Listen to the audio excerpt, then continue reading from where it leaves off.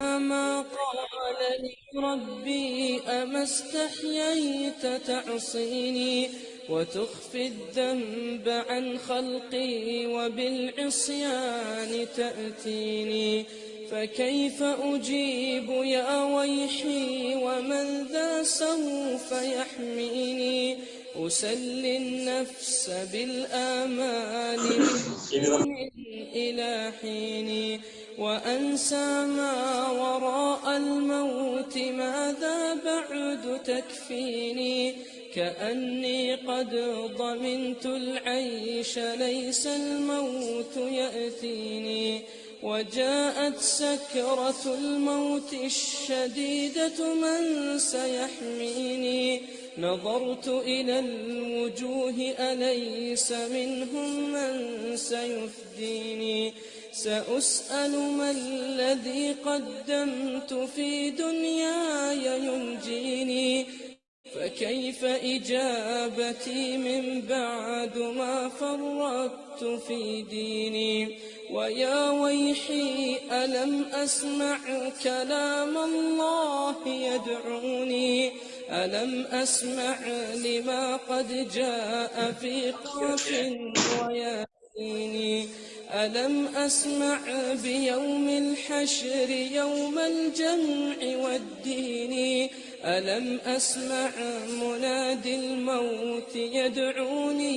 يناديني فيا رباه عبد تائب من ذا سيأويني سوى رب غفور واسع للحق يهديني أتيت إليك فارحمني وثقل في موازيني وخفف في جزائي أنت أرجى من يجازيني.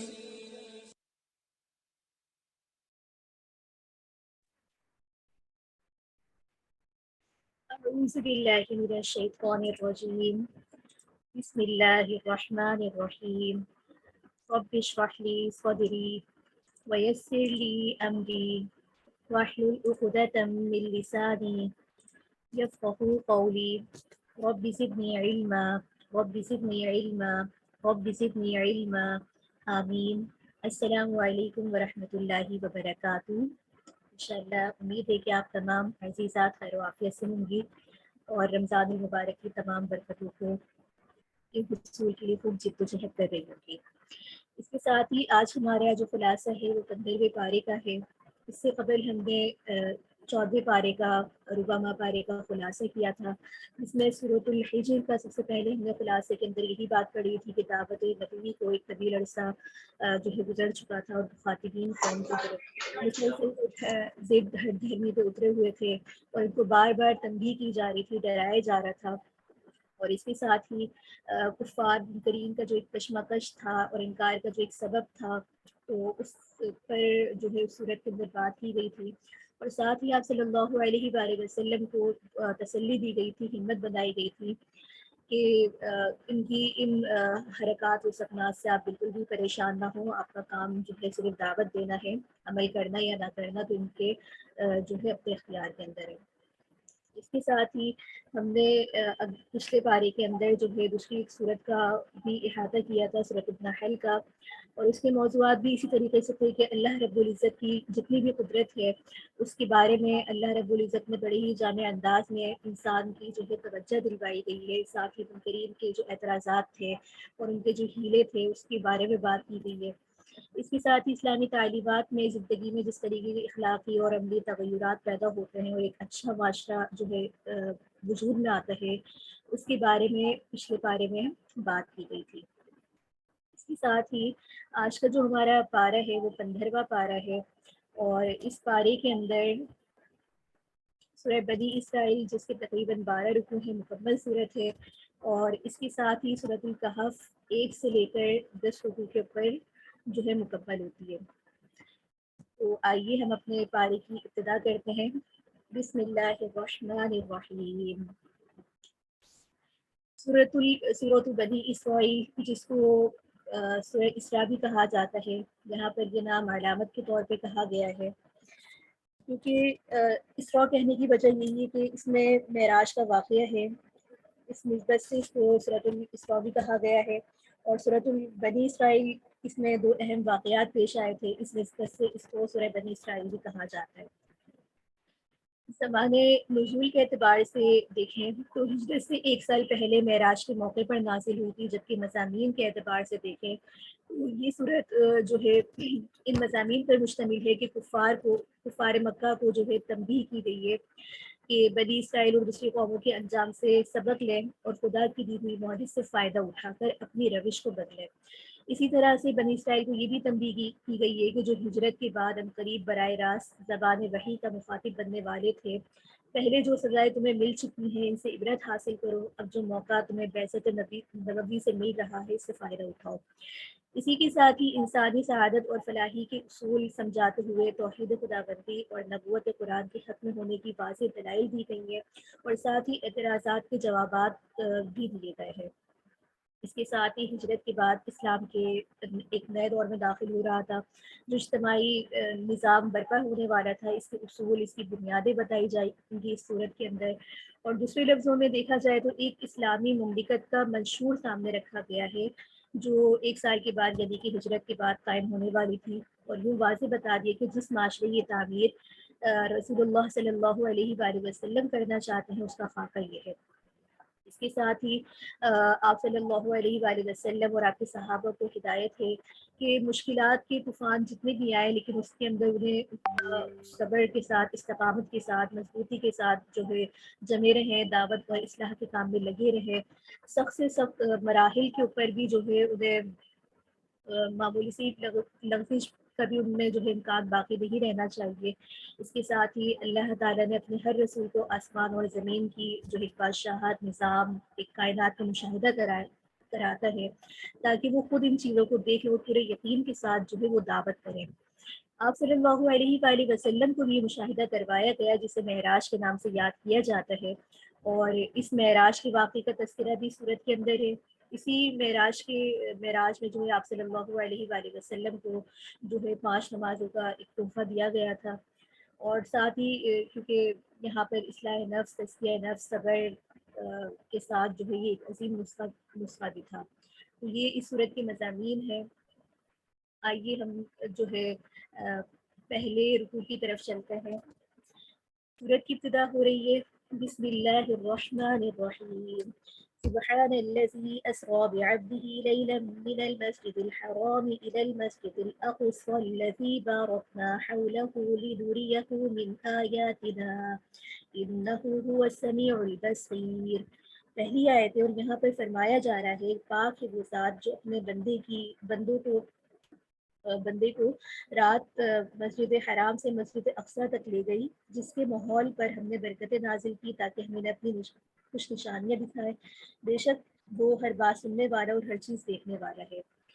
10 آیات پر یہ رکوع مشتمل ہے، اور اس کے ساتھ ہی اس کے اندر سب سے پہلے تو واقع معراج کا بیان ہے کہ کس طرح اللہ تعالیٰ نے اپنے رسول کو ایک رات میں تھوڑے عرصے میں مکہ سے لے کر بیت المقدس تک کا جو ہے سفر کروایا تھا، پھر اپنی قدرت، اپنی سلطنت کی جو ہے نشانیاں دکھائیں، اور اس میں پھر نظام کی جو ایک کائنات کی حقیقت تھی اس کو دکھایا، اور ساتھ ہی پھر یہاں پر بنی اسرائیل کا حال شروع ہو جاتا ہے کہ انہیں بتایا جا رہا ہے کہ کس طرح اللہ کے وعدے پورے ہو کر رہتے ہیں، اور کس طرح ان کی نافرمانی کی بدولت ان پر دنیا ہی میں محکومیت، مسکینیت کی جو ہے تباہیاں نازل ہوتی ہے۔ پھر انہیں یہ بتلایا گیا کہ قرآن کریم سے انکار کرو گے تو فساد پھیلاؤ گے تو دنیا میں بھی رسوائیاں ہیں اور آخرت بھی تمہارے لیے رسوائی ہے، اور ساتھ میں یہ بھی بتایا گیا ہے کہ قرآن کریم مستقل جو ہے مستقل کے لیے ایک جو رہنمائی ہے اس لیے نازل ہوا ہے، اور اس پر ایمان اور عمل صالح ہی جو ہے وہ تمہارے لیے دنیا آخرت کی کامیابیوں کا ذریعہ بن سکتا ہے۔ اس واقعے کا جو ہے پورا ایک خلاصہ ہم ہمیشہ پڑھتے ہوئے آ رہے ہیں۔ اس کا خلاصہ یہی ہے کہ حضرت جبرائیل علیہ السلام آپ صلی اللہ علیہ وآلہ وسلم کے پاس آئے، اور رات کے وقت انہیں ایک جانور پر سوار کیا جس کا نام براق آتا ہے، اور انتہائی تیز رفتاری کے ساتھ وہ ہے آپ کو مسجد حرام سے بیت المقدس لے گیا۔ یہ سفر معراج کا پہلا مرحلہ تھا جسے اسراء کہا جاتا ہے، اور پھر وہاں پر حضرت جبرائیل علیہ السلام آپ کو 7 آسمان پر لے کر ہر آسمان پر آپ کی ملاقات پہلے پیغمبروں میں سے کسی پیغمبر سے ہوئی، اس کے بعد جنت کے ایک دروازہ تھا جسے سدرۃ المنتہا کہا جاتا ہے، وہاں پر آپ تشریف لے گئے اور آپ کو اللہ تعالیٰ سے براہ راست ہم کلامی کا شرف عطا ہوا۔ اسی موقع پر آپ صلی اللہ علیہ وآلہ وسلم کو اللہ کی جانب سے امت کے لیے 5 نمازیں فرض کی گئیں، اور پھر رات ہی میں آپ جو ہے دوبارہ مکہ تشریف لے آئے۔ اس آیت میں اس سفر کو صرف جو ہے اس پہلے حصے کا تذکرہ ہے، باقی سفر کا جتنا بھی اس میں تذکرہ آئے گا وہ آگے سورۃ النجم ہے وہاں پر بھی ہے۔ تو یہ وہ معجزہ تھا جو آپ صلی اللہ علیہ وآلہ وسلم کو دیا گیا تھا۔ اس کے ساتھ ہی یہاں پر یہ بھی بتایا جا رہا ہے اس پورے رکوع کا خلاصہ کہ عروج کے حصول کے لیے اگر حصول چاہتے ہو تو قرآن کریم کی تعلیمات پر عمل کرو، اس سے اعراض نہ کرو۔ اسی کے ساتھ ہی دوسرا رکوع شروع ہو رہا ہے، اور یہاں پر انسان کی ذہنیت کو بتاتے ہوئے بتایا جا رہا ہے کہ وَيَدْعُو الْإِنسَانُ بِالشَّرِّ دُعَاءَهُ بِالْخَيْرِ وَكَانَ الْإِنسَانُ عَجُولًا۔ اس رکوع کے مضامین کو اگر ہم دیکھیں تو یہاں پر یہ بات ہے کہ سب سے پہلے تو انسان کی ذہنیت بتائی جا رہی ہے کہ وہ بہت جلد باز واقع ہوتا ہے، وہ چاہتا ہے کہ اس کی خواہشات جو ہے وہ فوراً پوری ہو جائے، حالانکہ جلد بازی جو ہے وہ اچھی چیز نہیں ہوتی ہے۔ پھر بعض یہاں پر انعامات کا بھی ذکر کرتے ہوئے فرمایا کہ راہ ہدایت اختیار کرنے کی تلقین کی گئی ہے، اور یہ بھی بتایا گیا کہ انسان کے اعمال کا سارا جو اس کا ایک ریکارڈ ہوتا ہے وہ محفوظ کیا جا رہا ہے، جو قیامت کے دن اس کے سامنے پیش کیا جائے گا، اور انسان اپنا نام اعمال دیکھ کر اس کا جو ہے احتساب ہوگا۔ ساتھ میں یہاں پر یہ اصول بھی بتایا جا رہا ہے کہ ہر شخص کا عمل اسی کے لیے مفید ہے یا اسی کے لیے جو ہے نقصان دہ ہے، دوسرے کے عمل کی ذمہ داری اس پر نہیں ہے۔ اور یہاں پر یہ بھی بتایا جا رہا ہے کہ سنت الہیہ یہ ہے کہ جب تک اتمام حجت نہ ہو جائے اور کوئی ہادی حق پہنچانے والا ان تک نہ پہنچ جائے، اس وقت تک ان پر عذاب نہیں آتا۔ پھر یہاں پر یہ بھی بتایا گیا کہ کسی بستی پر عذاب اس وقت آتا ہے جب اس کے خوشحال باشندے اترانے لگتے ہیں، غرور کرنے لگتے ہیں، تکبر کرنے لگتے ہیں، اور بدکاریاں ان کے اندر پھیل جاتی ہیں، اور دنیا پرستی کی مذمت کرتے ہوئے تعلیم دی گئی ہے کہ آخرت کے لیے جو ہے انسان کو سعی کرنی چاہیے۔ اس کے بعد یہاں پر جو ہے شرک سے روکا گیا ہے۔ سب سے پہلے تو اللہ رب العزت جو ہے یہ بتاتے ہیں کہ اللہ رب العزت سے بھلائی مانگنی چاہیے، کوئی شے جو ہے متعین نہیں ہے، اور اللہ رب العزت متعدد مرتبہ قرآن کریم میں اپنی نشانیاں کا ذکر کرتا ہے، جس میں یہاں پر بھی لیل و نہار یعنی کہ زمین اور آسمان پہ ذکر کیا گیا اپنی رحمت کو، اور پھر نام اعمال کی طرف متوجہ دلوائی گئی کہ جس کا جو بھی عمل ہوگا وہ اسی کے لیے ہوگا۔ اس کے ساتھ ہی یہاں پر یہ بھی ہے کہ انسان خود ہی طے کر لے کہ اس کی طلب کیا ہے، دنیا ہے یا آخرت ہے، تو اسی کے مطابق جو ہے اس کے اعمال ہوں گے۔ اس کے ساتھ ہی تیسرا رکوع شروع ہو رہا ہے، اور تیسرے رکوع کی آیات آپ کے سامنے اس طریقے سے ہیں وَقَضَىٰ رَبُّكَ أَلَّا تَعْبُدُوا إِلَّا إِيَّاهُ وَبِالْوَالِدَيْنِ إِحْسَانًا۔ یہاں پر اس کے مضامین کے اندر دیکھیں تو اس رکوع میں توحید کے بعد اس میں معاشرت سے متعلق چند احکامات ہیں۔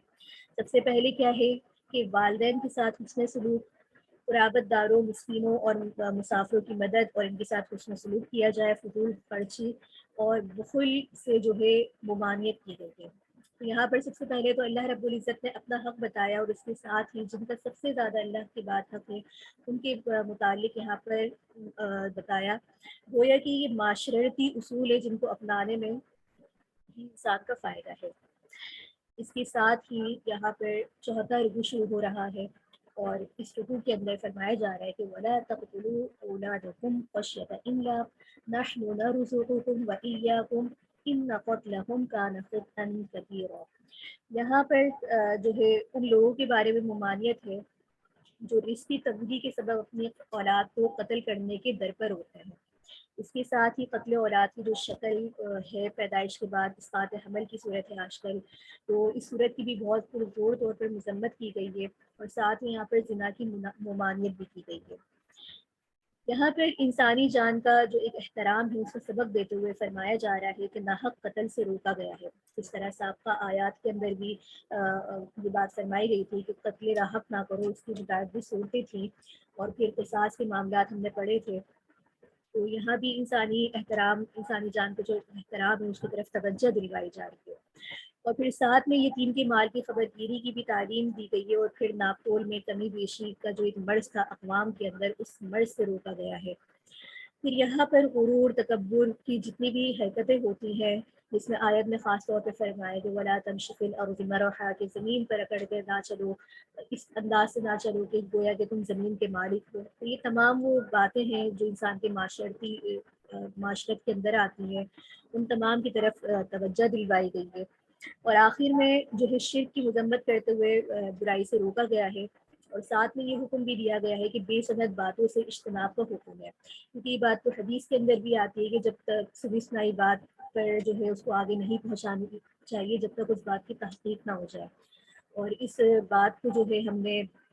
جب ہجرت کے ابواب پڑھ رہے تھے، ہجرت کے بارے میں آیات پڑھ رہے تھے، تو وہاں بھی یہ حکم تھا کہ جب تک خبر کی تصدیق نہ ہو جائے اس وقت تک اس خبر کو آگے نہیں پہنچانا چاہیے.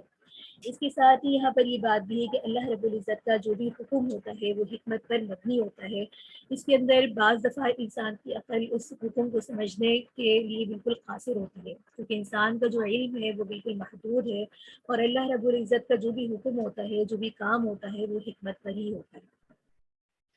اس کے ساتھ 5واں رکوع شروع ہو رہا ہے، اور آیات آپ کے سامنے اس طریقے سے ہیں کہ وَلَقَدْ صَرَّفْنَا فِي هَذَا الْقُرْآنِ لِيَذَّكَّرُوا وَمَا يَزِيدُهُمْ إِلَّا نُفُورًا. یہاں پر اس رکوع میں سب سے پہلے تو شرک کی تردید کرتے ہوئے توحید کا سب سے اعلیٰ طریقے کا درس دیا گیا ہے، اور بتایا گیا کہ کائنات کی ہر چیز جو ہے اللہ رب العزت کی تسبیح کر رہی ہے، اور یہ بات کس طور پہ وہ تسبیح کر رہی ہے انسان اسے نہیں سمجھتا. اسی طرح یہاں پر یہ بھی بتایا گیا کہ کس کس طرح سے قرآن کریم کی مخالفت کی جاتی ہے، اور سب کے لیے آخرت کی زندگی پر یقین نہیں ہوتا، تو ایسے لوگ جو ہے منکرین آخرت کہلاتے ہیں، کہ بڑھنے کے بعد ان کا یہ تھا کہ گل سڑ جائیں گے، مر جائیں گے، ہڈیاں بالکل بھوسا ہو جائیں گی، تو پھر دوبارہ ہم کس طریقے سے اٹھائے جائیں گے. حالانکہ خدا کی قدرت کا صحیح علم ہو تو معلوم ہوتا ہے کہ انسان پتھر بن جائے یا لوہا بن جائے یا اس سے بھی بڑھ کر کوئی چیز بن جائے تو وہ قیامت کے دن جو ہے وہ ضرور اٹھایا جائے گا. اور رہی یہ بات کہ ایسا کب ہوگا، ایسا کس طریقے سے ہوگا، تو اس کا علم تو اللہ ہی کو ہے، گھبرانا نہیں چاہیے، جلدی ہوگا. اور جب بھی ایسا ہوگا تو محسوس ہوگا کہ انسان بس تھوڑے ہی عرصے سوتے رہے تھے. تو یہ وہ آخرت سے متعلق قریش کے یا منکرین آخرت کے سوالات ہوتے تھے جو وہ بالکل ایک استہزاء کے طور پر کیا کرتے تھے، کہ انہیں یقین ہی نہیں آتا تھا یا مذاق اڑاتے تھے کہ اتنی بڑی باتیں کرتے ہیں کہ انسان مر جائے گا، زندہ ہوگا. تو گویا کہ وہ اپنی تخلیق پر، اپنی پیدائش اول پر غور ہی نہیں کرتے تھے. وہ ان تخلیق پہ غور ہی نہیں کرتے تھے کہ جب اللہ تعالیٰ ایک دانے سے پورا سبزہ اگا سکتے ہیں، زمین کو پھاڑ کر نکال سکتے ہیں، بارش کے قطرے سے کس طریقے سے زمین کو شاداب کر سکتے ہیں، انسان کو پہلی دفعہ میں پیدا کر سکتے ہیں، تو یہ تمام کام کرنا اللہ رب العزت کے لیے کیسے مشکل ہو سکتا ہے. اس کے ساتھ ہی 6واں رکوع شروع ہو رہا ہے. اس رکوع کی آیات آپ کے سامنے اس طریقے سے ہے. یہاں پہ فرمایا جا رہا ہے وَقُلْ لِعِبَادِي يَقُولُوا الَّتِي هِيَ أَحْسَنُ إِنَّ الشَّيْطَانَ يَنزَغُ بَيْنَكُمْ إِنَّ الشَّيْطَانَ كَانَ لِلْإِنسَانِ عَدُوًّا مُبِينًا. اس رکوع میں مخالفین کو دیکھا جائے تو 15 نصیحت عمدہ انداز میں کی گئی ہے، اور کہا گیا ہے کہ شیطان سخت اور زیبا جو کلمات ہوتے ہیں، گفتگو ہوتی ہے، وہ کہلوانا چاہتا ہے تاکہ مخاطب میں جو ہے ہٹ دھرمی پیدا ہو جائے اور وہ راہ حق کو اختیار نہ کرے. اور پھر یہ بتایا گیا ہے کہ مشرکین جن چیزوں کو خدا کا شریک ٹھہراتے ہیں وہ کسی کو نقصان یا نفع پہنچانے پر قطعی طور پر قادر نہیں ہے. نیز یہاں پر غیر اللہ سے حاجت روی کی مذمت کرتے ہوئے اسے روکا گیا، اور پھر یہ بتایا گیا کہ قرآن کا کام تو ہدایت ہے، لیکن مخالفین جو ہے اپنی عداوت کا ایک چشمہ لگائے ہوئے ہیں، اس وجہ سے قرآن کریم ان کو فائدہ نہیں دیتا. یہ بہت اہم بات ہے کہ انسان کے اندر جو ہے خوش کلامی ہونی چاہیے، اور یہ چیز جو ہے شیطان کو ناکام بنا دیتی ہے. اور یہی حکم جو ہے نبی کریم صلی اللہ علیہ وآلہ وسلم کے توسط سے صحابہ کو بھی دیا گیا تھا کہ کفار جب آپ کے پاس آئے تو ان کے ساتھ اچھے انداز سے بات کی جائے، اگرچہ ان کا کفر، ان کا نفاق جو ہے وہ بالکل واضح تھا، لیکن کیا پتہ کہ یہی انداز گفتگو، یہی تبلیغ، یہی دعوت، یہی احسن الکلام ان کی ایمان لانے کا سبب بن جائے. تو یہاں پر یہ انسان کے لیے بات ہے کہ اس کو اچھے انداز سے گفتگو کرنی چاہیے. شیطان کی کوشش یہی ہوتی ہے کہ غصہ دلوائے، سامنے والے آپ کو کوئی ایسی بات کہے جس سے جو ہے دوسرا انسان غصے میں آپ کو کچھ نہ کچھ کہے، تو آپ بھی اس کے مقابلے میں اس کے ویسے ہی الفاظ کا استعمال کریں. اس کے ساتھ ہی یہاں پر یہ بتایا جا رہا ہے کہ انسانی عقل کے لیے اس کی نشانیاں ہیں کہ اللہ رب العزت نے کس طریقے سے جو ہے قرآن کریم اور تمام چیزوں کو اس کی تعلیمات کے لیے پیدا کیا ہے۔ اس کے ساتھ ہی 7واں رکوع شروع ہو رہا ہے، اور یہاں پر بھی حضرت آدم علیہ السلام کی پیدائش اور فرشتوں کا سجدہ کرنا اور ابلیس سے انکار کرنے کا ذکر کرتے ہوئے آیات آپ کے سامنے اس طریقے سے ہے کہ وَإِذْ قُلْنَا لِلْمَلَائِكَةِ اسْجُدُوا لِآدَمَ فَسَجَدُوا إِلَّا إِبْلِيسَ قَالَ أَأَسْجُدُ لِمَنْ خَلَقْتَ طِينًا۔ یہاں پر اس کی وہی غرور اور تکبر کی بات ہو رہی ہے جو اس میں کی تھی، اور یہ واقعہ جو ہے دوبارہ دہرایا گیا ہے۔ یہاں پر یہ بتایا گیا ہے کہ شیطان کو جو مہلت ملی ہے وہ اس سے وہ انسانوں کو گمراہ کرتا رہتا ہے، اس لیے اس کے فریب سے جو ہے انسان کو ہوشیار رہنا چاہیے، کیونکہ اس نے اللہ سے یہ اللہ کے سامنے عہد کیا تھا، وعدہ کیا تھا کہ میں جو ہے انسانوں کو بہکاتا رہوں گا۔ اس کے ساتھ ہی یہاں پر توحید انسان کی فطرت میں جو ہے وہ داخل ہے۔ شرک فطرت میں وجدان و ضمیر کی آواز سے فرار اختیار کر کے ہی کیا جاتا ہے۔ انسان کے دل میں بات یقین ہوتا ہے، ایمان ہوتا ہے، لیکن وہ پھر بھی شرک میں مبتلا ہو جاتا ہے اور اپنے ہی نفس کو ایک طریقے سے دھوکہ دے رہا ہوتا ہے۔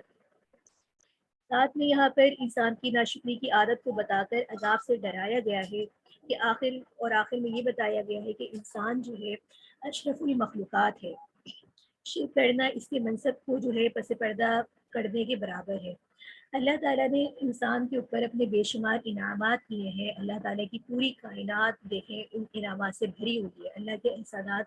انسان اپنے سر سے لے کر جو ہے پیر کے ناخن تک اللہ کے احسانات کے بوجھ تلے ہے، لیکن انسانوں کی ناشکری اس قدر ہے کہ اللہ رب العزت بار بار اس کی طرف توجہ دلوا رہے ہیں اور بتا رہے ہیں کہ انسان جو ہے بڑا ناشکرا ہے، اور اس ناشکری کا عذاب کوئی معمولی نہیں ہے کہ صرف ناشکری ہو، بلکہ بار بار اس سے تنبیہ کی گئی ہے اور اس کو بتایا گیا ہے کہ کفران نعمت کرنے سے نعمتیں چھن جاتی ہیں، اللہ کے عذاب واقع ہوتے ہیں، جس طریقے سے سابقہ اقوام نے ناشکری کی اور ان کا حال کیا ہوا۔ اسی طریقے سے یہاں پر انسان کا جو ہے اس کا اللہ رب العزت نے اس کو اشرف المخلوقات بنایا ہے، تمام انسانوں میں، تمام جانداروں میں اس کو اشرف ہونے کا ایک شرف دیا ہے، تو لہٰذا جس چیز کو شرف بخشا جائے تو اس کی یہ اس شخص کے یا اس انسان کے، اس مخلوق کی یہ بات شایان شان نہیں ہوتی کہ وہ اللہ رب العزت کے ساتھ ہی شرک میں مبتلا ہو جائے۔ تو یہاں پر انسان کو اس کی عظمت بتائی گئی ہے اور اس کا مقصد بتایا گیا ہے کہ تم اشرف ہو، لیکن تم شرک میں مبتلا ہو کر اپنے منصب کو اور اپنے مقصد کو تم نے پسا پردہ ڈال دیا ہے۔ اس کے ساتھ ہی 8واں رکوع شروع ہو رہا ہے، اور اس رکوع کے اندر جو ہے قیامت کا تذکرہ کرتے ہوئے آیات اس طریقے سے ہے کہ یوم ندعو کل اناس بامامہم فمن اوتی کتابہ بیمینہ فاولئک یقرؤون کتابہم ولا یظلمون فتیلا۔ سب سے پہلے تو اس رکوع میں قیامت کا تذکرہ کرتے ہوئے بتایا گیا کہ اس دن ہر امت اپنے امام کے ساتھ جواب دہی کے لیے بلائی جائے گی۔ ایماندار اور نیک عمل کرنے والے کا ٹھکانہ جنت ہوگا، جبکہ کافر اور مشرکوں کا ٹھکانہ جو ہے جہنم ہوگا۔ پھر کافروں کے منصوبوں اور ان پر پانی پھیر دیے جانے کا بیان ہے، اور آپ صلی اللہ علیہ وآلہ وسلم پر اللہ کے فضل اور کرم کی یاد دہانی ہے۔ یہ بتایا گیا کہ جو قوم کسی نبی کو جھٹلاتی ہے اور طرح طرح کی اذیتیں دے کر ہجرت پر مجبور کر دیتی ہے تو بالآخر ہلاک کر دی جاتی ہے۔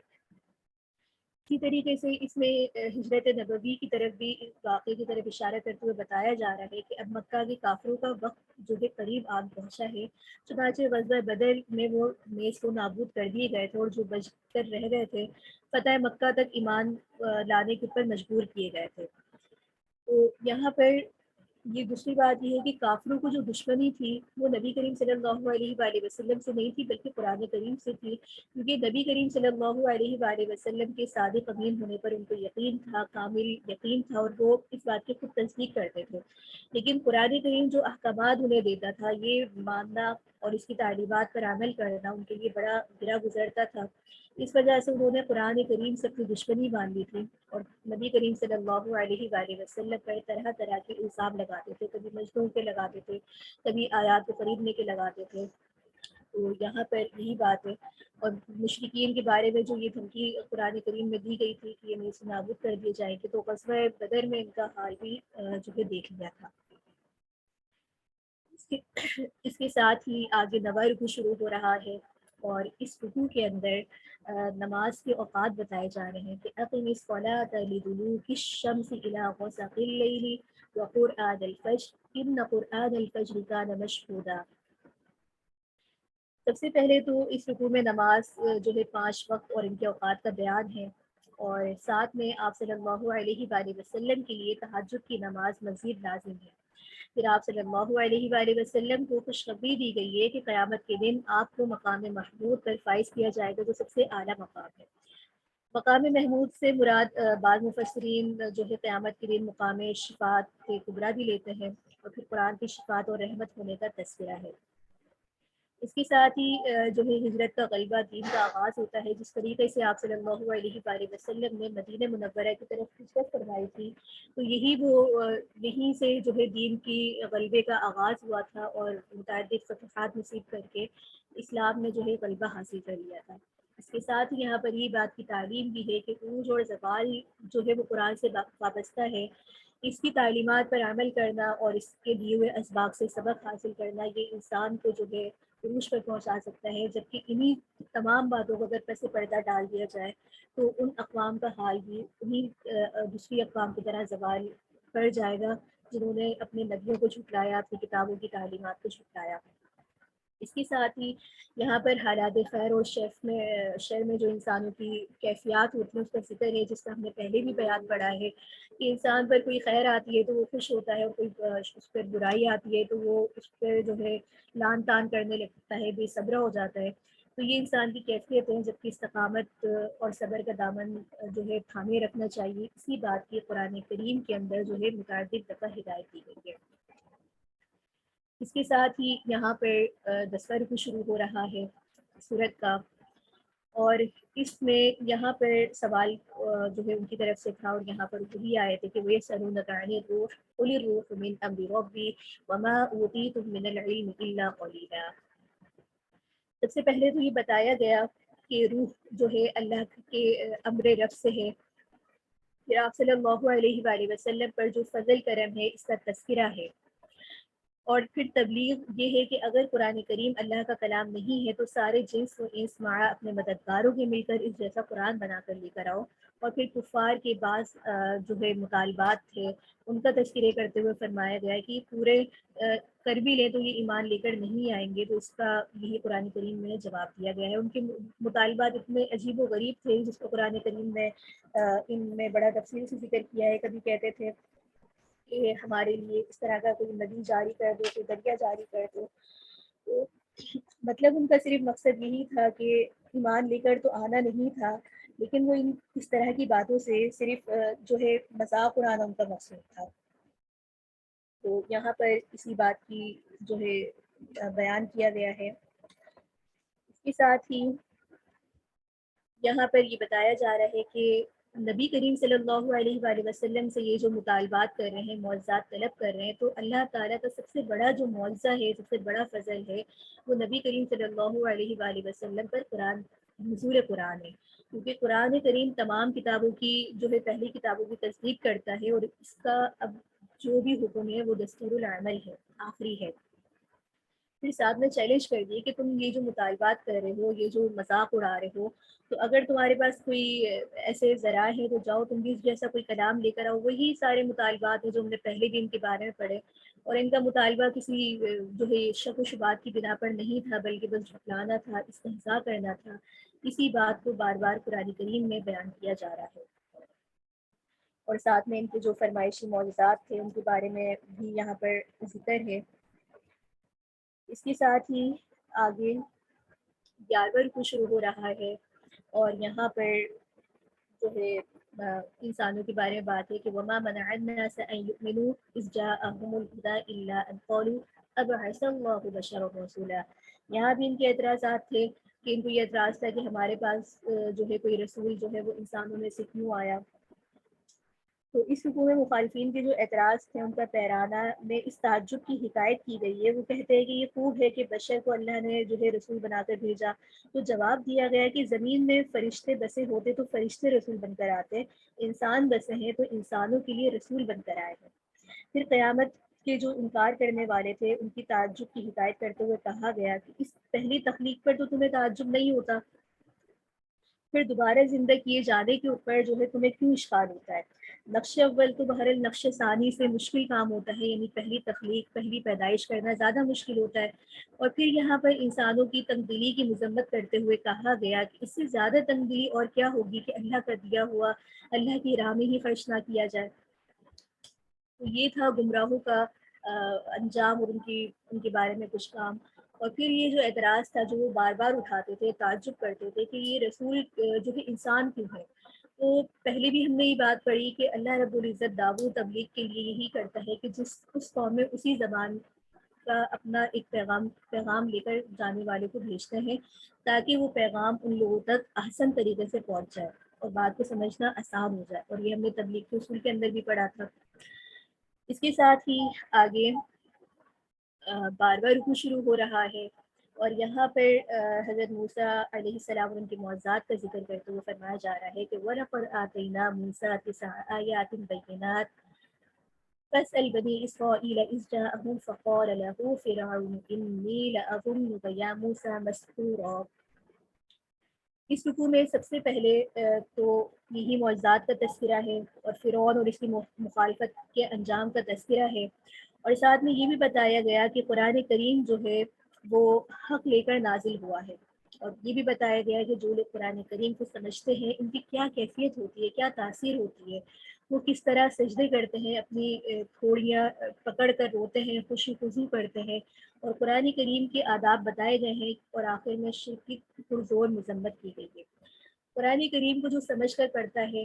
اس پر اس کی آیات کا ایک الگ طریقے سے اثر ہوتا ہے۔ جب ہم جنت کا ذکر پڑھتے ہیں تو گویا کہ ایسا محسوس ہوتا ہے کہ جنت کی نعمتیں ہم گویا کہ اپنی آنکھوں سے دیکھ رہے ہیں، جبکہ انہی آیات میں جہاں پر جہنم کا ذکر ہوتا ہے تو اس کے عذابوں کا ذکر ہوتا ہے، اس کیفیت کو اگر ہم محسوس کریں تو وہ کیفیت ایک الگ طرح کی ہوتی ہے، اور ڈر و خوف ہوتا ہے، انسان میں ایک لذرہ طاری ہو جاتا ہے۔ تو یہاں پر یہ بتایا جا رہا ہے کہ قرآن کریم کی عظمت ہے، اس کی تاثیر ہے، کہ جس طرح کی آیات ہوتی ہیں تو دل پر اسی طریقے سے اثر انداز کرتی ہے۔ اور ساتھ میں یہاں پر یہ بھی حکم دیا کہ اللہ تعالیٰ کے جتنے بھی نام ہیں سب صفات اچھے نام ہیں، لہٰذا اللہ رب العزت کو انہی ناموں کے ساتھ پکارو۔ اس کے ساتھ ہی قرآن کریم میں اعتدال کا حکم دیا گیا ہے۔ یہاں پر یہ بات ہے کہ اعتدال سے مراد یہ ہے کہ جو آیات ہوتی ہیں تو اس کے بارے میں یہ آتا ہے کہ نماز میں جب بلند آواز سے تلاوت کی جاتی تھی تو مشرکین شور مچا کر مذاق اڑاتے تھے، اس میں خلل ڈالنے کی کوشش کرتے تھے، اس لیے فرمایا گیا کہ بہت اونچی آواز سے تلاوت کرنے کی ضرورت نہیں ہے، یوں بھی معتدل آواز جو ہے زیادہ پسند ہے۔ تو یہاں پر یہ بات ہے کہ اسلام جو ہے وہ ویسے بھی جو ہے ایک معتدل دین ہے، تو لہٰذا اس کے ہر احکامات میں ہمیں اعتدال ملتا ہے، کہیں پہ بھی ہمیں یہ نہیں ملتا کہ بہت زیادہ ہو یا بہت کم ہو، تو کیونکہ دین اسلام کی خاصیت ہی یہ ہے کہ نہ اس میں بہت زیادہ سختی ہے نہ نرمی ہے، ایک معتدل طریقے سے اس کے احکامات ہیں، اور ان میں لوگوں نے اپنی طرف سے بہت زیادہ جو ہے سختی کر رکھی ہے، اور دین لوگوں کے لیے مشکل بنا کر پیش کر دیا ہے دین کی تعلیمات کو، لہٰذا بحیثیت مسلمان داعی ہمارا کام یہ ہے کہ لوگوں کے سامنے آسانی والے پہلو کو رکھیں، خوشی والے پہلو کو رکھیں، اور ان میں خوشخبری پھیلائیں، نا امیدی نہ پھیلائیں۔ یہ امت کا کام ہے، یہ علماء اکرام کا کام ہے، یہ داعی کا کام ہے۔ اس کے ساتھ ہی یہاں پر بتایا جا رہا ہے کہ توحید باری تعالیٰ کا خزانہ ہے، جتنی بھی نعمتیں ہیں، جتنی بھی اللہ رب العزت کی قدرت ہے، نشانیاں ہیں، یہ سب اللہ تعالیٰ کا ایک خزانہ ہے۔ تو ان پوری آیات صورت کے مکمل ہونے پر بات اس انداز میں ختم کی جا رہی ہے کہ یہ جتنی بھی چیزیں ہیں تم اللہ کی کائنات پر، اللہ کے خزانوں پہ غور تو کرو، تو تمہیں خود سمجھ میں آئے گا کہ اللہ رب العزت کے خزانوں میں جو ہے کس طرح سے تمہارے لیے ہدایت اور جو ہے راہ ہدایت تمہارے لیے رکھی گئی ہے۔ اس کے ساتھ ہی ہماری اگلی سورہ سورۃ الکہف شروع ہو رہی ہے۔ سورۃ الکہف جو ہے کہف کے معنی عربی زبان میں غار کے آتے ہیں، بطور علامت اس سورت کا نام دیا گیا ہے۔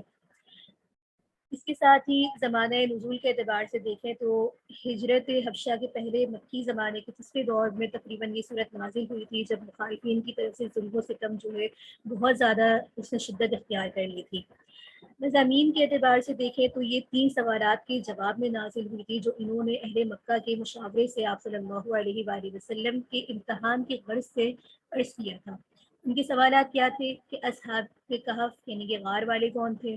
دوسرا سوال یہ تھا کہ ذوالقرنین کا قصہ کیا ہے، تیسرا یہ تھا کہ قصہ خضر کی حقیقت کیا ہے۔ چونکہ یہ تینوں قصے عیسائیوں اور یہودیوں کی تاریخی کتب میں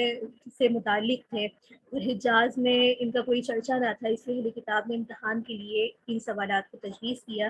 تاکہ یہ بات کھل کر سامنے آ سکے کہ واقعی محمد صلی اللہ علیہ وآلہ وسلم کے پاس کوئی غیبی ذریعہ علم کا ہے یا نہیں ہے۔ اس کے ساتھ ہی اللہ تعالیٰ نے ان سوالات کے جواب میں یہ صورت نازل فرمائی، مگر اس کا مختصر قصہ بیان کرنے پر ہی اکتفا نہیں کیا، بلکہ پوری طرح سے صورتحال کو اس طریقے سے پیش کیا کہ دعوت دین کے مراحل میں کیا کیا چیزیں پیش آتی ہیں۔ اس کے ساتھ ہی اصحاب کہف کے متعلق یہ بھی بتایا گیا کہ وہ اسی توحید کے قائل تھے جس کی دعوت یہ قرآن کریم دے رہا ہے۔ ان کا حال مکہ کے مٹھی بھر مسلمانوں سے اور ان قوم کا حال تم ظالموں سے مختلف نہ تھا۔ اور پھر اس قصے سے اہل ایمان کی تسلی اور ہمت بڑھانے کا کام لیا گیا ہے۔ اسی طریقے سے یہاں پر قصہ خضر و موسیٰ علیہ السلام سے ایک طرف مومنین کے لیے سامان تسلی ہے، جبکہ دوسری طرف کفار سے کہا جا رہا ہے کہ اللہ کی جو مشیت کے کارخانہ ہے، جن مصلحتوں پر چل رہا ہے، وہ چونکہ تمہاری نظروں سے پوشیدہ ہیں، اس لیے تمہیں اس بات پر حیران ہونے کی ضرورت نہیں ہے۔ اس کے بعد جو ہے قصہ ذوالقرنین کا ارشاد ہے اور اس میں سوالات کرنے والوں کو یہ سبق دیا گیا ہے کہ تم اپنی ذرا ذرا سی سرداریوں پر پھول رہے ہو۔ حالانکہ ذوالقرنین اتنا بڑا جو ہے فرمانبردار تھا، اتنا زبردست فاتح تھا اور بڑا عظیم الشان ذرائع کا مالک تھا، لیکن وہ اپنی حقیقت کو نہیں بھولا، اپنے خالق کے آگے ہمیشہ سر خم تسلیم کرتے رہا۔ پھر ان قصوں کے درمیان مناسبت جگہوں اور بعض وہ نصیحت اور برے انجام سے ڈرانے کا تذکرہ ہے، اور اسی اسلوب کو اس پوری صورت میں اختیار کیا گیا ہے۔ تو یہ اس کے اہم مضامین تھے اور اس کا مرکزی مضمون تھا۔ اس کے ساتھ ہی سورہ کہف کے بارے میں اس کی فضائل بھی بہت ہیں، بس میں ایک فضیلت ہی یہاں پر بیان کروں گی، جیسے حدیث میں آیا ہے نا کہ من حفظ 10 آیات من اول سورۃ الکہف عصم من الرجال، کہ جو شخص سورہ کہف کی ابتدائی 10 آیات محفوظ رکھے گا تو وہ دجال کے فتنے سے بھی محفوظ رہے گا۔ اس کے ساتھ ہی اس کو جمعۃ المبارک میں پڑھنے کا اہتمام کرنے کے بارے میں بھی حدیث ہے، اور متعدد احادیث ہے کہ اگر ہم اس کی فضائل کے اوپر ایک پورا سیشن بھی رکھ دیں تو ہمارے لیے وہ وقت نہ کافی ہو۔ اس کے ساتھ ہی ہم پہلے رکوع کی طرف چلتے ہیں۔ آیات آپ کے سامنے اس طریقے سے ہیں: الحمد للہ الذی انزل علی عبدہ الکتاب ولم یجعل لہ عوجا۔ سب سے پہلے تو یہاں پر قرآن کریم کے نزول کی غرض و غایت بتاتے ہوئے اس پر ایمان لانے والے کو بشارت دی گئی ہے۔ پھر شرک کی مذمت کرتے ہوئے بیان ہوا کہ آپ صلی اللہ علیہ وآلہ وسلم کے دل میں اس تڑپ کو بتایا گیا جو لوگوں کو ہدایت کے لیے آپ کے قلب مبارک میں تھی۔ اور پھر اصحاب کہف یعنی کہ غار والوں کو کہتے ہیں، تو اس قصے کی ابتدا ہوئی ہے کہ وہ غار میں چند نوجوان تھے، مشرکوں نے اس دور کے جو تھے انہیں بڑا تنگ کیا، تو اس وجہ سے انہوں نے غار میں پناہ لے لی اور دعا کی کہ پروردگار ہمارے لیے جو ہے رحمت اور کامیابی کا سامان فرما۔ تو اللہ تعالیٰ نے ان پر نیند کو حاوی کر دیا اور وہ کئی سال تک اس غار کے اندر جو ہے سوتے رہے۔ اچھا، یہاں پر 2 لفظ استعمال ہوئے، اصحاب کہف اور اصحاب رقیم، دونوں ہی لفظ ایک ہی آیت میں استعمال ہوئے ہیں۔ اس کی وجہ یہ ہے کہ ان حضرات کو اصحاب کہف کہنے کی وجہ تو یہی ہے کہ وہ غار میں رہتے تھے، پناہ لی تھی، جبکہ اصحاب رقیم کہنے کی وجہ بعض مفسرین حضرات یہ فرماتے ہیں کہ رقیم جو ہے اس غار کے نیچے والی وادی کا نام ہے،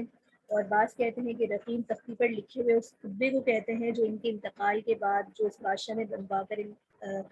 ان کے نام پر کروائی تھی، اور بعض لوگ کہتے ہیں یہ اس پہاڑ کا نام ہے جس پر یہ غار واقع ہے۔ اس کے ساتھ ہی دوسرا رکوع شروع ہو رہا ہے، اور دوسرے رکوع کے مضامین، دوسرے رکوع کی آیات آپ کے سامنے اس طریقے سے ہیں۔ اس رکوع میں اصحاب کہف کے واقعے کا ہی سلسلہ چل رہا ہے کہ وہ بڑے ہی مضبوط ایمان کے تھے، انہیں اپنے ایمان پر اتنا خیال تھا کہ جب برسوں کے بعد سو کر اٹھے تو سب سے پہلے اپنے رب کو یاد کیا اور اپنے ایمان کا اقرار کیا، اور یہاں پر یہ بھی بتایا کہ اللہ تعالیٰ نے انہیں ایسے غار میں پناہ دی تھی جس میں طلوع کے وقت آفتاب کی کرنیں داخل ہوتی تھیں اور اور وہ غروب کے وقت نہیں ہوتی تھیں، اور وہ پوری کیفیت کو اللہ رب العزت نے آیات میں جس انداز سے بتایا ہے تو یہ واضح ہوتا ہے کہ اصحاب کہف کے جسم کی اللہ رب العزت نے کیسے حفاظت فرمائی تھی، اور وہ یہ آیت ہے کہ بتاؤ الشمس اذا طلعت تزاور عن كهفهم ذات اليمين واذا غربت تقرضهم ذات الشمال وهم في فجوة من ذلك من آيات الله من يهد الله فهو المهتد ومن يضلل فلن تجد له وليا مرشدا۔ یہ اللہ کی آیات تھی، اللہ کی نشانیاں تھیں، یہ نوجوانوں کا شرک کے خلاف پھیلانے بغاوت تھا، اور ان کو اپنے ایمان کی فکر تھی جس کو اس رکوع کے اندر بڑے ہی جامع انداز میں بیان کیا گیا ہے۔ اس کے ساتھ ہی تیسرا رکوع شروع ہو رہا ہے، اور اس رکوع میں اصحاب کہف کی ہی کیفیت چل رہی ہے، بتائی جا رہی ہے کہ وہ کس طرح سوتے سوتے کروٹیں بدلتے رہتے تھے اور کہ دیکھنے والا انہیں جاگتا ہوا سمجھے۔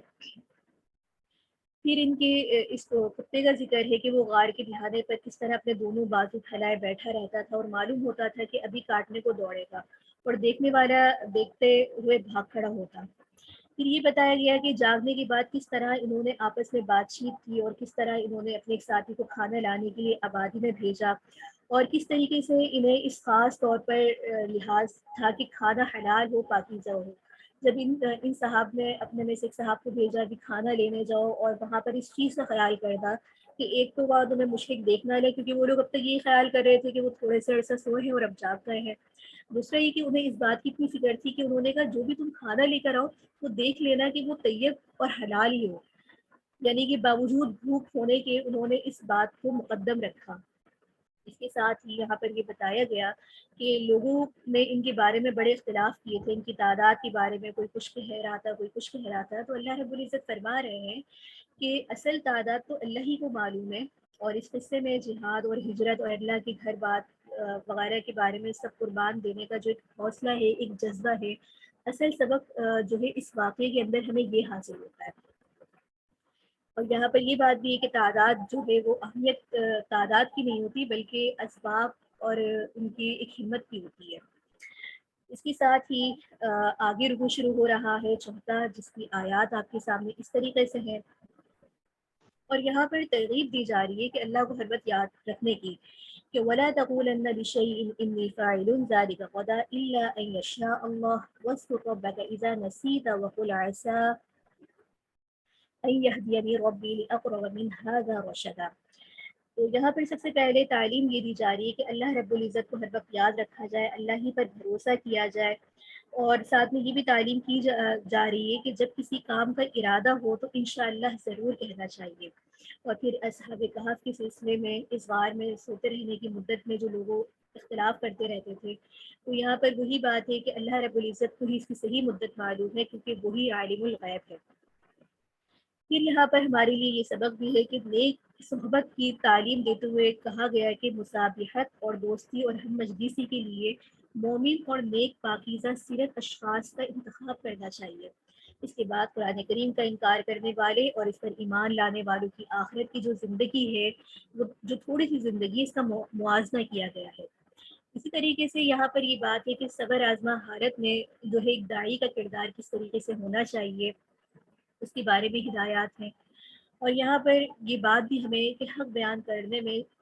حق بیان کرنا چاہیے، چاہے کوئی مانے یا نہ مانے۔ بعض لوگ اپنے خاندان میں بھی دعوت و تبلیغ کا کام اس لیے نہیں کرتے کہ اگر ہم نے کسی کو پردے کے بارے میں کہا، کسی کو اپنی اولاد کو نماز کے بارے میں کہا، یا کچھ بھی ایسی بات کہی جو حق ہے، تو اس سے لوگ ہم سے خفا ہو جائیں گے۔ تو یہاں پر یہ سبق ہے کہ ہم نے لوگوں کی پرواہ نہیں کرنی، ہم نے اللہ رب العزت کے احکامات کو فالو کرنا ہے، کیونکہ جتنے بھی انسان کے اعمال ہے اس کا بدلہ تو اللہ نے دینا ہے، انسانوں نے نہیں دینا۔ تو لہٰذا اپنے مقصد کو ذہن میں رکھنا چاہیے، اور حق کے لیے جہاں بھی انسان کو اپنی آواز بلند کرنی پڑے اس کو ضرور کرنی چاہیے۔ اس کے ساتھ ہی رکوع کا سورت کا 5واں رکوع ہے، اور آیات آپ کے سامنے اس طریقے سے ہے کہ اس رکوع میں 2 ایسے آدمیوں کا تذکرہ ہے جن پر اللہ رب العزت نے اپنی بڑی جو ہے ایک جو ہے بڑا صاحب ثروت تھا، مغرور تھا اور منکری قیامت تھا، جبکہ دوسرے کا حال کیا تھا، وہ عاجز غریب مسلمان تھا. تو لہٰذا مغرور کے غرور کو اللہ کی ناشکری کی وجہ سے اس کی انعامات جو اللہ رب العزت نے دیے تھے اس کی ساری کھیتی کو تباہ کر دیا. اگر وہ، اور یہاں پر یہ نصیحت کی گئی کہ اگر وہ عاجز مسلمان کی نصیحتوں پہ کان دھرتا تو اس کے لیے جو ہے بڑا اچھا ہوتا. سب سے پہلے تو یہاں پر یہ جو دو واقعات ہیں ان کا بڑا ایک طویل مکالمہ ہے ان دو شخصوں کا. اور ایک جو شخص تھا اس کو بڑا غرور تھا اپنے مال و اسباب کے اوپر، اپنی کھیتی کے اوپر، اور بڑا سبزہ اس کو اللہ رب العزت نے عطا فرمایا تھا. لیکن بجائے یہ کہ وہ اس چیز کے اوپر اللہ کا شکر کرتا، لیکن اس نے جو ہے ناشکری کی اور تکبر کرنے لگا. تو اس غریب مسلمان نے اس کو سمجھایا کہ تم اس کا شکر ادا کیوں نہیں کرتے اللہ کی نعمت پر. غرور تکبر سے کام لیا تو ہوا کیا کہ ایک آدھی ہے اس کو پورے کھیتوں کو تباہ کر کے چلی گئی. تو یہاں پر یہ سبق ہے دنیا داری کی جتنی بھی اسباب ہیں یہ تمہیں مغالطے میں نہ ڈالیں، اور یہ دنیا کے جو مغالطے ہیں ان کی اصلاح کرنے کی ضرورت ہے کہ جو کچھ بھی دیا ہوا ہے اللہ ہی کا ہے، اللہ کا دیا ہوا مال ہے، تو لہٰذا اللہ کے دیے ہوئے مال کو اللہ ہی کے مطابق اللہ کے احکامات کی روشنی میں ہی استعمال کرنا چاہیے. اس کے ساتھ ہی یہاں پر جو ہے دنیا داری کا عبرتناک انجام بتایا جا رہا ہے کہ جو دنیا میں مبتلا ہوتا ہے تو پھر اس کا انجام بھی ویسا ہی ہوتا ہے. اس کے ساتھ ہی آگے چھٹا رکو شروع ہو رہا ہے، اور یہاں پر مثالوں کے ذریعے بات سمجھائی جا رہی ہے کہ دنیا کی مثال کس طریقے سے ہے. سب سے پہلے تو ایک مثال کے ذریعے یہ بتایا گیا کہ جس طرح سے جب تک پانی کی تری رہتی ہے سبزہ پھیلتا اور پھولتا ہے، اسی طرح انسان کی مال و دولت اور اولادی زندگی کے چند دن اس کے ساتھ رہتے ہیں، مگر جہاں اس کی زندگی ختم ہوتی ہے تو سب چیزیں انسان سے جدا ہو جاتی ہیں. یہاں پر یہ بتایا گیا کہ حقیقت میں ہمیشگی کی زندگی انسان کی کام آنے والی چیز مال و دولت یا اولاد وغیرہ نہیں ہے، بلکہ اصل چیز ہے اس کے اعمال. اور پھر یہاں پر قیامت کے دن کا نقشہ کھینچا گیا ہے کہ کس طرح پہاڑ صرف دیے جائیں گے، چورا چورا ہو جائیں گے، زمین پھٹ جائے گی اور سارے انسان اکٹھے کیے جائیں گے، ان کے نام اعمال انہیں ملیں گے. اور انسان کہے گا کہ کاش ہائے میری بختی، اس کتاب سے میں نے کوئی چھوٹی بات کوئی لے لی ہوتی تو آج اس طرح نہ ہوتا. اور اس کی حسرتوں کا قرآن کریم میں اسی طریقے سے بیان ہے کہ یا ویلتنا ما لهذا الكتاب لا يغادر صغیرۃ ولا کبیرۃ الا احصاها. تو اس وقت انسان حسرت کرے گا. اور یہ قیامت کا پورا ایک منظر ہے. پہلے دنیا کی حقیقت بتائیے کہ جتنی بھی چیزیں ہیں یہ سب تھوڑے وقت کے لیے اس کے ساتھ ہوتی ہیں، اس کی اولاد، اس کا مال، یہ تمام چیزیں، کوئی چیز اس کے ساتھ کھلی طور پر نہیں ہوتی. ہر چیز اپنا مقررہ وقت کر کے اس کا ساتھ چھوڑ جائے گی، چاہے وہ اس کا شوہر ہو، اولاد ہو، ماں باپ ہو، سب ایک مقررہ وقت کے بعد جو ہے اس دنیا سے رخصت ہو جائیں گے. اصل چیز ہے قیامت کی تیاری کرنا، آخرت کی تیاری کرنا. اس کے لیے انسان جتنی سعی کر رہا ہے، کوشش کر رہا ہے، وہی چیز اس کے نام اعمال بن کر اس کے ہاتھ میں تھما دی جائے گی. اور اس وقت جو بھی اس کا نام اعمال ہوگا اس کے مطابق اس کا حسرت کرنا، یہ تمام چیزوں کا جو ہے ذکر ہے. لہٰذا یہ انسان کو خود طے کرنا چاہیے کہ وہ اپنے لیے دنیا میں کیا چھوڑ رہا ہے، کیا جمع کر رہا ہے، اور آخرت کی کیا تیاری کر رہا ہے. اس کے ساتھ ہی ساتواں رکوع شروع ہو رہا ہے، اور یہاں پر جو ہے وہی تخلیق آدم علیہ السلام اور ملائکہ کے سجدہ کرنے اور ابلیس کے غرور کرنے کا جو انکار تھا اس کا تذکرہ ہے. اور سب سے بڑی بات یہاں پر انسانوں کو شیطان کی پیروی سے جو ہے روکا گیا ہے، کیونکہ وہ انسان کا سب سے پہلے دن سے ہی سب سے بڑا دشمن ہے. یہاں پر پھر قیامت کی جو تھوڑی سی ہولناکیاں ہیں اس کا تذکرہ کرتے ہوئے بتایا گیا کہ شیطان کی پیروی کا نتیجہ اس دن کیا ہوگا، رسوائی ہوگی، عذاب ہوگا، اور اس دن انہیں کوئی بھی اس چیز سے بچا نہیں سکے گا. یہاں پر اس آیت میں یہ بتایا گیا نا کہ وَرَأَ الْمُجْرِمُونَ النَّارَ وَظَنُّوا أَنَّهُمْ مُوَاقِعُوهَا وَلَمْ يَجِدُوا عَنْهَا مَصْرِفًا. اس کے ساتھ ہی 8واں رکوع شروع ہو رہا ہے، اور یہاں پر بھی آیات جو ہے امثال ہیں. سب سے پہلے تو یہاں پر یہ بتایا جا رہا ہے کہ ایک دن اس طریقے سے آئے گا جب ان ہدایت کو اس کو جو ہے روشنا کروایا جائے گا، اس کے باوجود جو لوگ اس سے ہدایت حاصل نہیں کرتے اور اپنے رب سے معافی طلب نہیں کرتے تو ان کا انجام کیا ہوگا، گزشتہ قوموں کی طرح ملیا میٹ ہو جائیں گے. تو یہ تو اللہ تعالیٰ کی رحمت ہے کہ اس نے مہلت دے کے رکھی ہے. جن کے سامنے ہدایت پیش کی جاتی ہے وہ منہ پھیر لیتے ہیں. تو اللہ تعالیٰ ہدایت اللہ تعالیٰ سے جو ہدایت حاصل کرنے کی ایک صلاحیت ہوتی ہے وہ ان سے چھین لی جاتی ہے، اور پھر قیامت کے دن اپنے نفس پر ظلم کرنے والوں کا جو انجام ہے اس کا تذکرہ ہے۔ انسانوں میں جو اکثریت دھرمی ہے ان میں ایک جھگڑالو پن ہے، اور اسی چیز کو اللہ رب العزت نے اس آیت میں بیان فرمایا کہ وَقَانَ الْإِنسَانُ أَكْثَرَ شَيْءٍ جَدَلًا، کہ انسان بڑا ہی جلد باز جھگڑالو ہے۔ تو یہاں پر یہ بھی بتایا گیا کہ سب سے بڑا ظالم وہی ہے جو قرآن ہدایات سے، تعلیمات سے ہدایت حاصل نہیں کرتا اور اپنے لیے جو ہے خود نفس پر اپنے ظلم کرتا ہے۔ اس کے ساتھ ہی نور کو شروع ہو رہا ہے، اور اس رکوع کے اندر آیات اس طریقے سے ہیں کہ یہاں پر حضرت موسیٰ علیہ السلام کی زندگی کا ایک واقعہ ہے کہ ایک دن کسی سفر کے موقع پر حضرت موسیٰ علیہ السلام کا خادم ایک جگہ مچھلی بھول گیا، اور اس جگہ سے واپس آئے تو ایک عبد صالح سے حضرت موسیٰ علیہ السلام کی ملاقات ہوئی۔ ان کے بارے میں یہ آتا ہے کہ یہ حضرت خضر علیہ السلام تھے۔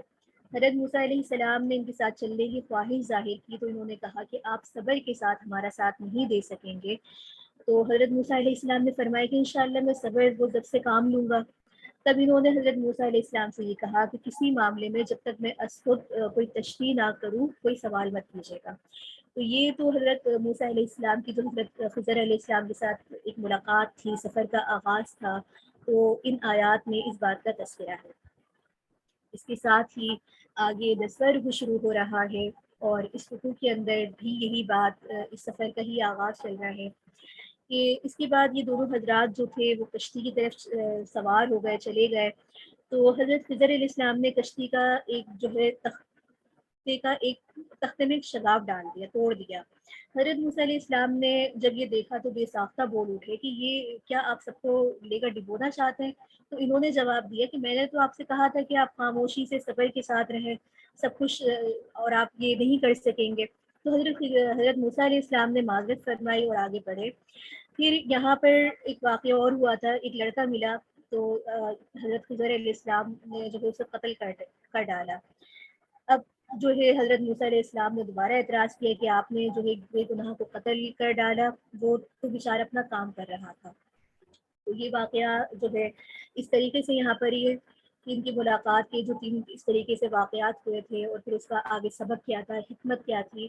اس تمام کا احاطہ اور خلاصہ کل کے پارے کے اندر انشاءاللہ جاری و ساری رہے گا۔ آج کا خلاصہ جتنا بھی اس پارے کا تھا اس کے اہم نکات ہمارے سامنے یہی ہے، اور امید ہے کہ آپ تمام کو جو اس کے نکات سمجھ میں آ گئے ہوں گے۔ اگر کسی کو کوئی یہاں پر کوئی سوال ہے، کوئی اشکال ہے تو وہ ضرور کرے، تو انشاءاللہ اس کا جواب ضرور دیا جائے گا۔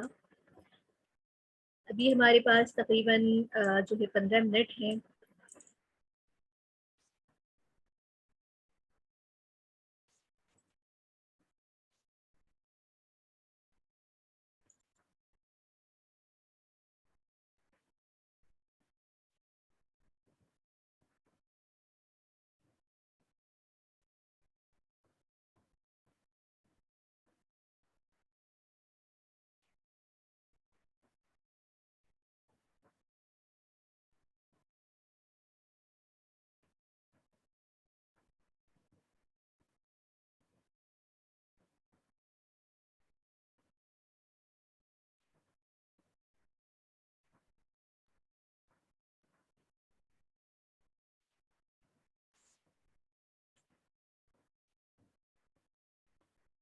جی طالبات، آج کے درس کے حوالے سے اگر آپ میں سے کسی کا کوئی سوال ہو تو آپ یہاں پہ لکھ کے بھیج سکتی ہیں،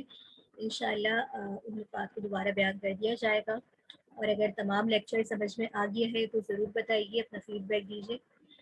گروپ بھی 1 گھنٹے کے لیے انشاءاللہ کھولا جائے گا، آپ اپنے سوالات وہاں پر لکھ کر بھیج سکتی ہیں۔ آج الحمدللہ ہم نے 15 پارے ہمارے مکمل ہو گئے ہیں۔ قرآن کا جو ہمارا سفر شروع ہوا تھا اللہ رب العزت کے فضل سے، دیکھتے ہی دیکھتے سفر اپنے اختتام کی طرف چل رہا ہے، اور معلوم ہی نہیں ہوا کہ کب ہم نے 15 پارے کے خلاصے کو، اہم نکات کو دیکھا۔